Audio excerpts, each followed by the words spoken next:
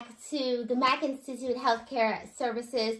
I'm Philisha Mack, really excited to be with you guys. We are talking all about tuberculosis or TB, and one of my actually favorite things to talk about. So as you guys can see here, what TB is, it is actually, guys, caused by Mycobacterium tuberculosis, which is an agent that we definitely want to pay very close attention to, especially as you are studying your boards, okay? And why do we want to pay close attention to this? For a couple of different reasons. First and foremost, this is airborne. So as you are studying, one of the things that I want you to think about is the fact that this is going to be airborne precautions, droplet precautions, okay? So it's airborne, it is multi-drug resistant. So when you're thinking through your therapeutic agents, when you're thinking through what drugs and how you're going to treat this specifically overall, I want you to think through it from a perspective that it is multi-drug resistant, okay? The other thing is that when you are thinking about this from the latent and inactive phase, what that is telling us is that there truly is no signs and symptoms within that phase. And so I want you to understand that latent or inactive, although there may not be signs and symptoms, they may still be infectious within this phase. So the infection may be laying a little bit dormant, but they still actually may be kind of carriers, if you will, of the infection that is caused by the Mycobacterium tuberculosis that we see. That is very important, especially as you are thinking about this from a signs and symptom perspective on your boards.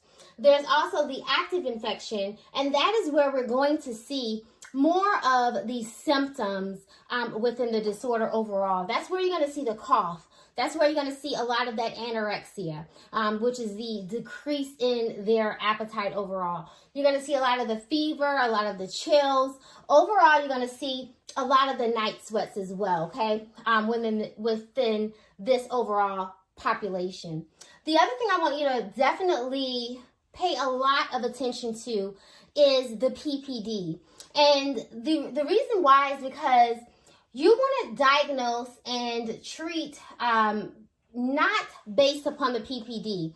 I want you to put a star in your notebook by that, because that is one of the cardinal things that they will ask you on the exam is what is the way that you diagnose TB? And that is, they will try to trick you on that and ask, is it with a PPD? And the answer is no. PPD is definitely not diagnostic of tuberculosis overall. Now, you want to check for induration of the PPD within about 48 to 72 hours is when we like to do that, okay, overall. And usually a positive induration is going to be more so specific to let us know that they have been infected, if you will, by Mycobacterium tuberculosis. However, we do see that there are a lot of false positives within this test.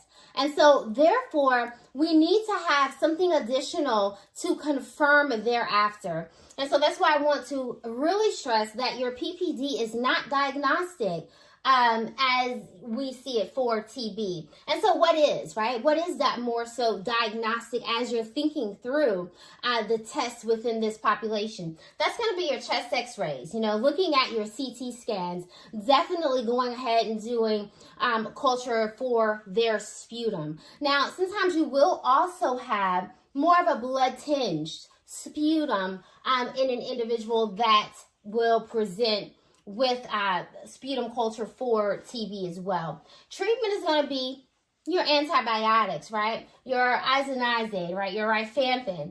And your nursing interventions are going to be a lot based upon your airway, your nutrition, your isolation. Because again, as they get into that more active infection, again, one of the things that I stated, you're going to see that anorexia. So you want to make sure that they're hydrated. You want to definitely make sure that you're maintaining that airway as they are coughing up those secretions, and that they don't have any aspiration as well, okay? So I hope that you guys have a greater understanding of specifically what the presentation of someone with TB is, and then what is more diagnostic versus what is something that we kind of use to screen to see initially. Can we kind of differentiate if they're in that latent versus kind of an active phase versus active infection, and then doing that initial component of their PPD versus moving into more of that diagnostic component for the disorder.